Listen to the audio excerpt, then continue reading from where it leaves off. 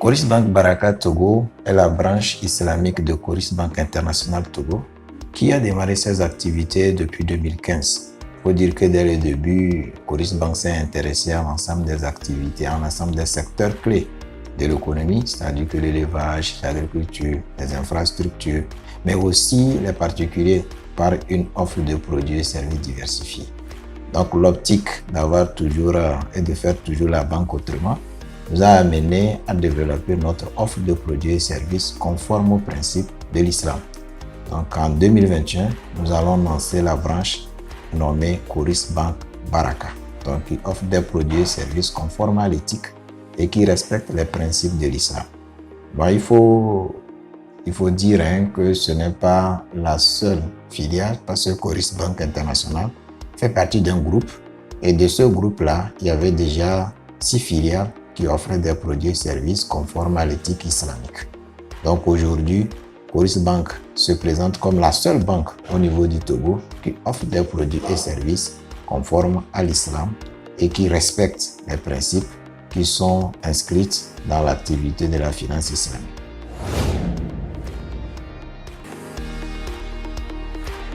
La finance islamique, c'est l'ensemble des instruments financiers qui respectent les principes de l'islam. Donc c'est vrai qu'on réduit généralement la finance islamique à l'interdiction du riba, mais nous avons des principes qui sont au nombre de 5. Bien sûr, il y a l'interdiction du riba, il y a l'interdiction de la spéculation, il y a l'interdiction de certains secteurs d'activité qui sont classés comme des activités illicites. Donc on veut parler de l'alcool, on veut parler des jeux du hasard, on veut parler de l'industrie de l'armement, on veut parler de l'ensemble des activités que la société n'accepte pas.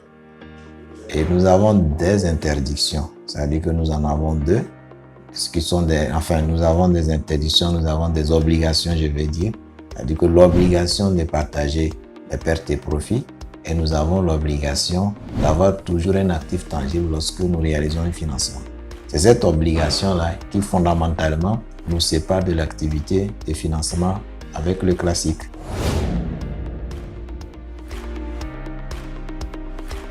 Nos produits et services ne sont pas adressés qu'aux PME. Donc nous avons des produits et services qui sont adressés aussi bien aux PME qu'aux particuliers. Donc quand nous prenons les particuliers, nous leur proposons les produits comme les comptes, les Wadia, les comptes Wadia qui sont des comptes courants. Nous avons le Wadia Précaution qui est un compte qui est accessible à tout le monde. Lorsque vous voulez disposer d'un compte ou mettre votre argent et en disposer à tout moment, donc Wadia Précaution répondra à ce besoin-là. C'est un compte qui est gratuit.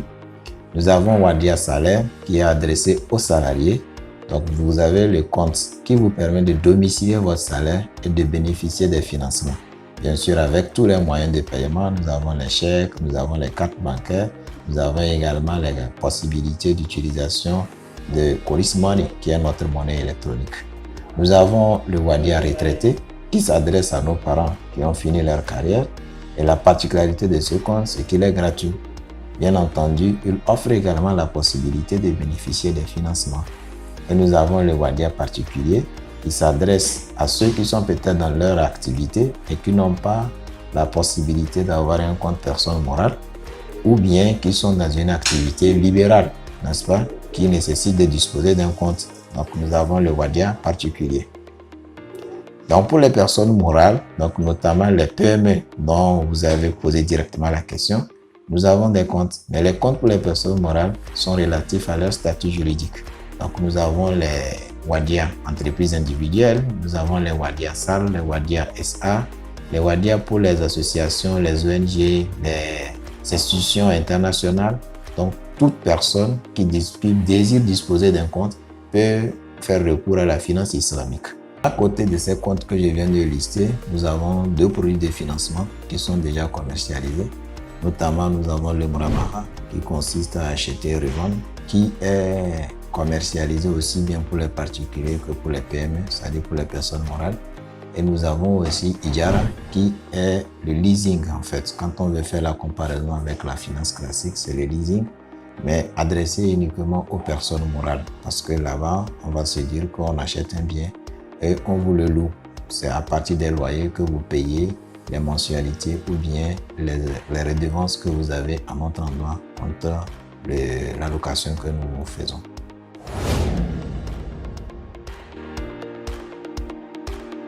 Bon, comment elles vont disposer de produits et services? Déjà en disposant d'un compte.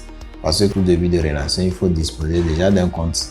Donc, en ouvrant leur compte dans nos livres et en domiciliant les recettes de leur activité, et elles vont pouvoir maintenant bénéficier de l'ensemble des produits et services que nous avons. Je sais que le plus souvent, quand on pose la question dans ce sens, on veut s'orienter vers le financement. Parce que vous dites les projets également et leur activité. Le financement, tel que je l'avais déjà dit, on en a de deux sortes. On a le Murabaha et on a Ijara. Donc, les PME sont éligibles pour les deux types de financement. Maintenant, il faudrait qu'elles-mêmes remplissent les conditions qu'il faut pour qu'on puisse les accompagner. Une PME qui est bien organisée peut clairement et facilement nous démontrer qu'elle est en mesure de pouvoir nous payer. Parce que c'est de la banque. Une fois que nous aurons effectué le financement, l'obligation maintenant pour la PME, c'est de pouvoir nous régler le financement qu'on a réalisé. Et comment est-ce que nous, on peut regarder? Sur l'analyse de l'activité, on n'a pas à dire que c'est parce que c'est la finance islamique qu'on va manquer de regarder les détails. Il faudrait que la PME dispose d'une structuration financière qui est appréciable. Il faudrait qu'elle soit organisée, qu'on puisse analyser son antériorité. Il faudrait qu'on puisse analyser la bonne foi de l'entrepreneur lui-même. Lorsque la gestion n'est pas faite de façon assez claire pour nous permettre de voir comment est-ce que la structure évolue, comment est-ce que la structure peut nous remplir, peut remplir les conditions nécessaires, notamment en termes de respect des délais de paiement, en termes de respect de ses engagements. Donc, c'est difficile pour nous de nous engager. C'est vrai que la finance islamique ne va pas aller dans toutes les activités parce que nous avons parlé de l'interdiction de financer les secteurs illicites. Et ça, c'est depuis l'entrée en relation que ces activités sont exclues. Donc, une fois qu'elle est déjà avec nous, la PME peut bénéficier de notre accompagnement si elle-même, elle se met déjà dans les prédispositions pour travailler avec une banque. Donc, je précise que Coris Bank Baraka est là pour accompagner. Et on n'a pas intérêt à refuser d'accompagner qui que ce soit. Donc, il faudrait juste que le partenaire, notre client, puisse également remplir sa part d'obligation.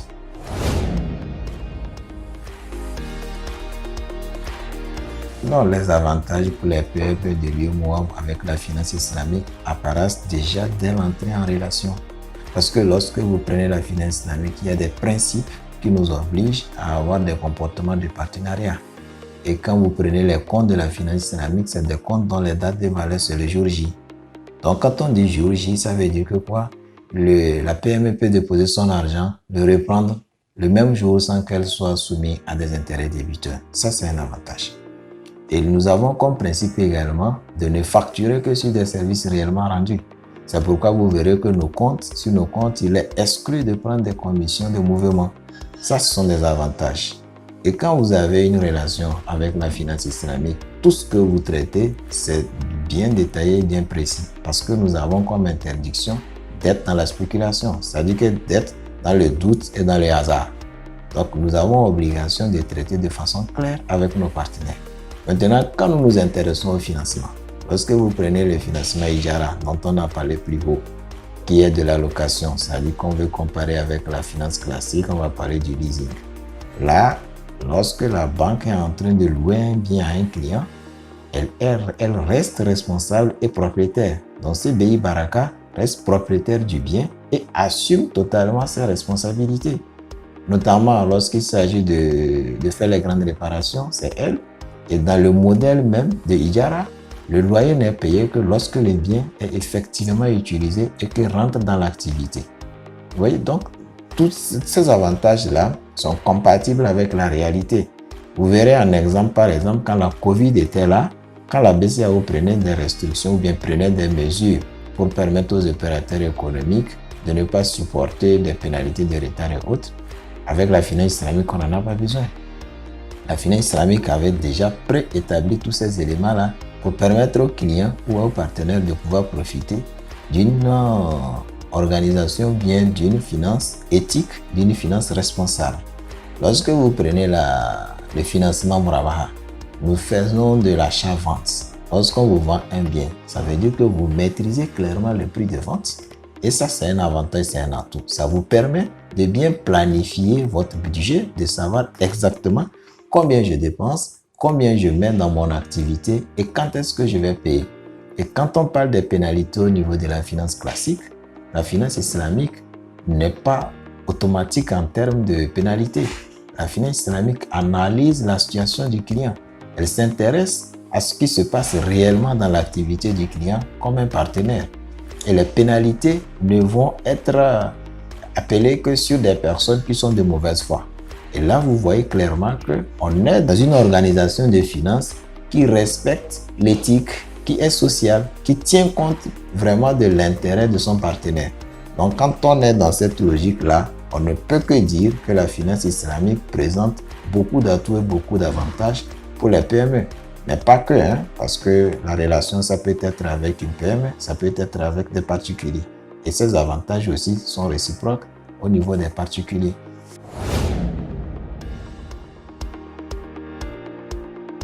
L'une des obligations que le régulateur, c'est-à-dire que la BCEAO impose, avant de vous donner votre agrément, c'est de disposer d'un conseil de conformité charaïque.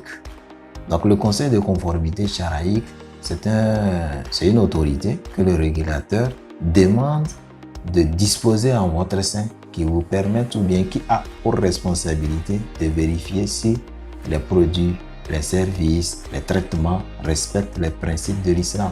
C'est-à-dire si la charia, si les obligations qui sont les vôtres sont respectées.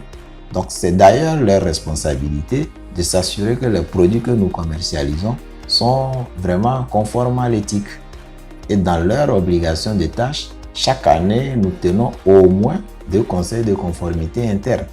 Et ces conseils de conformité-là sont tenus pour qu'ils puissent visiter les opérations que nous réalisons, qu'ils puissent visiter les produits que nous avons l'intention de vendre et qu'ils valident et qu'ils acceptent. Donc, à part tous les organes que vous connaissez dans la finance classique, nous avons chez nous un organe supplémentaire qui est le conseil de conformité interne. C'est de la même manière que le régulateur, c'est-à-dire la BCEAO, dispose d'un organe aussi qui est le conseil de conformité supérieur. Donc lui, il se charge maintenant de coiffer ces conseils de conformité au niveau de chaque structure qui est dans la finance islamique. Donc Coris Bank Baraka International dispose en son sein d'un conseil de conformité interne.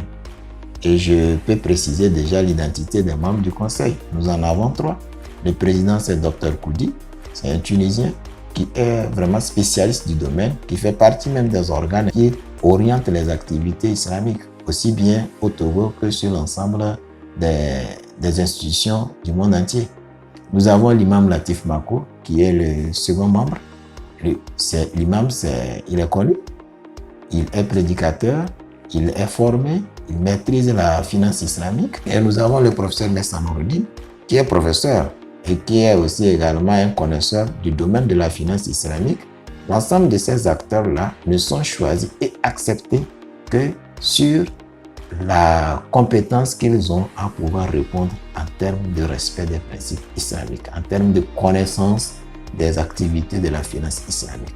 Voilà les membres de notre conseil de conformité qui sont au quotidien à la tâche et qui s'assurent que nous respectons ces principes. Parce que comme vous le savez, une chose est de dire je maîtrise, l'autre c'est de pouvoir le démontrer. Et en termes d'islam ou bien en termes islamiques, vous avez une responsabilité morale qui n'est même pas visible mais que vous assumez. Donc c'est fait dans le respect de ces principes et les produits et services que nous proposons respectent les règles et principes de l'islam.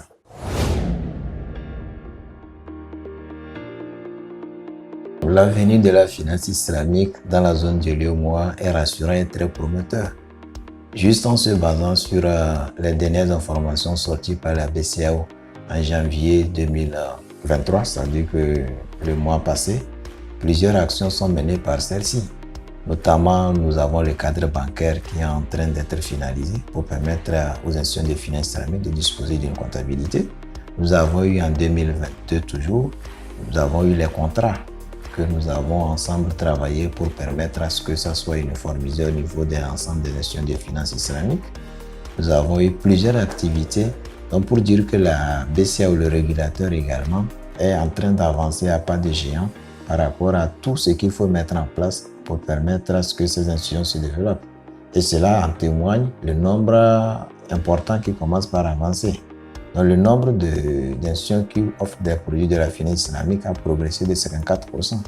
Aujourd'hui, nous avons 17 institutions et il faut souligner que Coris Bank a 7. Parce que nous avons 7 filiales, donc Coris Bank International a 7 filiales qui offrent des produits et services conformes à l'éthique et à l'islam. Et la plupart des institutions ont eu un niveau de rentabilité qui est en progression. Donc tout ça, ça démontre que le secteur est vraiment bien portant et qu'il est en train d'avancer. Donc quand nous prenons également la progression annuelle de l'activité, c'est dans les 37%. Donc c'est assez important pour montrer que de 2019 à 2021, la finance islamique est en train vraiment d'avancer.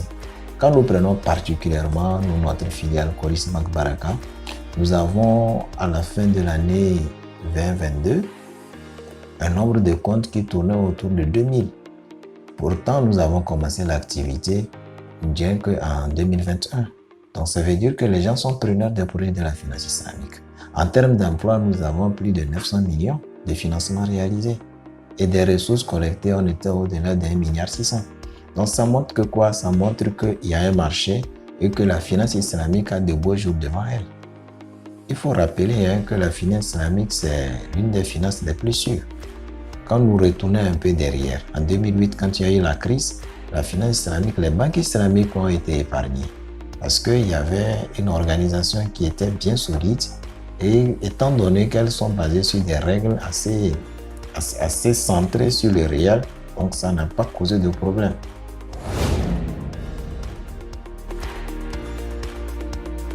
Coris Bank Baraka aujourd'hui a une offre de solutions alternatives aux besoins de l'ensemble des acteurs dans les PME. Nous n'allons pas dire que nous avons des conseils, mais on va dire plutôt que après 2 ans d'activité, nous avons peut-être des recommandations ou bien des suggestions qu'on peut faire aux PME pour les relations avec Coris Bank International Baraka. Parce qu'il faut prendre ça comme une relation bancaire. Et dans une relation bancaire, il y a des éléments dont il faut disposer déjà. Donc au PME ou au PMI, donc ce qu'on peut demander, c'est déjà d'avoir une organisation interne assez solide. Il faudrait déjà s'identifier comme étant en mesure de travailler avec toute banque, pas forcément la banque islamique, avant de pouvoir commencer en fait.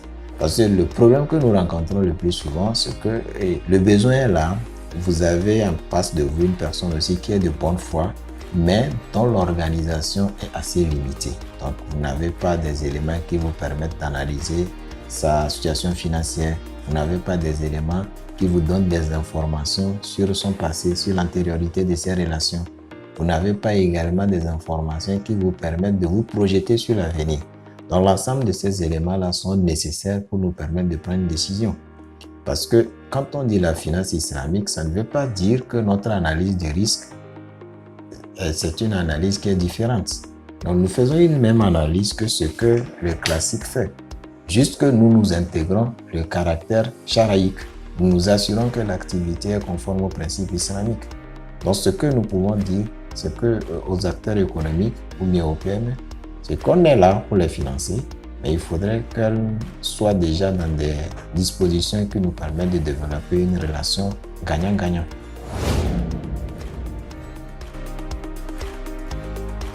Qu'est-ce qu'on peut dire de plus que merci à nos clients, parce qu'on a eu beaucoup de clients qui nous ont fait confiance. Merci à eux pour la confiance et nous leur assurons que nous avons démarré une relation qui va porter fruit, aussi bien pour eux que pour nous, parce que c'est l'objectif même de la finance islamique et c'est la volonté même de Coris Bank International d'apporter des solutions innovantes aux besoins de chaque client. C'est la raison pour laquelle nous avons lancé la finance islamique.